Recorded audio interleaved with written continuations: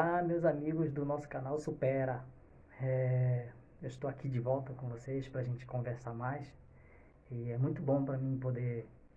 Eu sempre quis fazer isso, contar a minha história e ao mesmo tempo construir uma, algo que eu pudesse motivá-los, e é esse meu maior propósito, motivar vocês a perceber que vocês podem ir muito longe, tá? Não interessa a condição que você está, mas que você pode ir muito longe.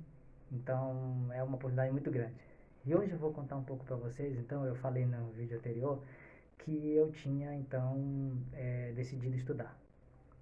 E eu quero sempre usar uma história da minha vida e construir então essa motivação, tá legal? Quando eu decidi estudar, eu cheguei então para minha mãe e disse para ela: mãe, eu quero estudar. Porém a gente não tinha nenhuma condição para isso. Eu ganhava muito pouco. E eu disse para ela então que eu ia passar alguns meses juntando dinheiro para poder fazer uma grana e pagar um cursinho. Esse era o meu objetivo. Eu fiz uma agenda. Precisava terminar o ensino médio, eu consegui terminar no supletivo. E depois entrar na faculdade. E aí era o meu grande sonho. E aí, quando eu decidi isso, eu fiquei calado no meu trabalho. Continuei seguindo a minha vida tranquilamente. Meu gerente fez de conta que nada aconteceu no meu trabalho, comigo, nada. Eu cheguei, dias depois eu ganhei um novo uniforme. E fui trabalhar normal, mas fiquei na minha. Naquela época, o vestibular ia ser no final do ano, tá? E eu terminei o supletivo bem no ano anterior. E eu tinha pelo menos uns 6 meses para juntar dinheiro. Então eu fiquei juntando um pouquinho, pouquinho. Como eu levava carrinho de supermercado para casa dos clientes, levar as compras do cliente, eu era embalador no supermercado, essas coisas. Então deu para juntar um dinheirinho com as gorjetas. Nossa, quando chegava o Natal eu ganhava cenzão, cara. Tinha gente assim que era muito bacana. Ficou pena da gente que o trabalho é duro, né? E eu ganhei cenzão assim uma vez. Nossa, aquilo foi a minha primeira conta bancária. E eu levava os saquinhos de moedas pro banco. Quando eu fiz isso, passaram-se uns meses e chegou em junho. Eu já tinha o dinheiro suficiente para pagar o cursinho. E aí eu decidi chegar com o meu gerente e falar para ele que eu não ia mais trabalhar lá. Meu gerente falou assim: mas por que você vai largar? Você sabe, é difícil, difícil conseguir um emprego e tudo, e você não tem formação, é nada, tem certeza que você vai fazer uma coisa dessa? Eu disse: estou. E por que você está fazendo isso? Eu disse: porque eu quero estudar. Aquele dia, quando eu dei aquela resposta, foi incrível. Eu tinha ninguém mudava a minha cabeça de que eu não ia conseguir. Eu centrei na minha cabeça uma única coisa: passar. Passar naquela prova. Foi a única coisa que eu fiz. Então eu fui muito ousado. Então eu deixei o emprego.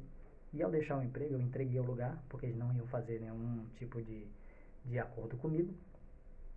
Fiquei, inclusive meu dinheiro ficou preso, né, por 3 anos, quando você entrega o lugar, né, e não tive direito ao auxílio desemprego, porque eu entreguei também o lugar. Só peguei um dinheiro da rescisão de contrato. Esse dinheiro foi o suficiente para juntar e ter o suficiente para ônibus, e eu tinha também já guardado para pagar o cursinho. Tá.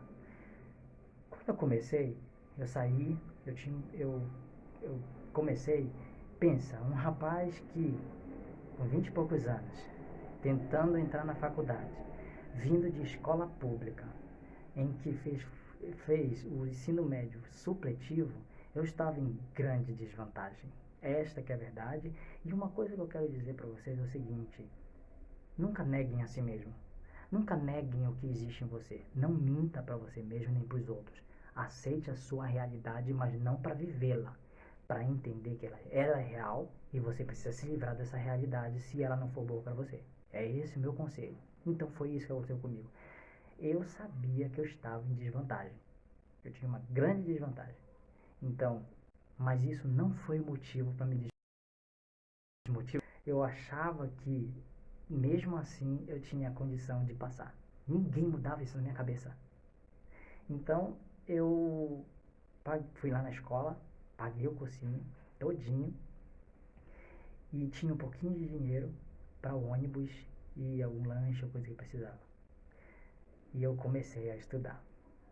O primeiro dia de aula eu entrei no cursinho, olha bem, eu comecei no meio do ano, em julho, e o vestibular ia ser em dezembro. Eu tinha em torno de 5 meses para entrar no ritmo daqueles alunos que já estavam desde janeiro. E quando eu assisti a primeira aula, o professor lá em cima, era uma sala muito grande, o professor usava até microfone e tudo, aqueles cursinhos que vocês sabem. O professor chegou lá na frente e disse assim, olha, vou perguntar para vocês então. Ele começou a ensinar o conteúdo. Eu recebi apostilas de conteúdo, né, e tinha que estudar. E ele falava lá, gente, quando ele começou a falar, e o pessoal, levantava a mão e dizia, eu sei o que é, isso, correto. Legal. Gente, eu caí em desespero. Eu voltei para casa e cheguei para minha mãe, eu chorei no meio do caminho, e eu cheguei para minha mãe e disse assim, mãe, eu acho que eu fiz uma coisa errada. Ela, o que foi? Eu não vou conseguir passar. Todas aquelas pessoas têm um domínio muito grande das coisas, eu não sei nada. Eu não sei aquelas coisas.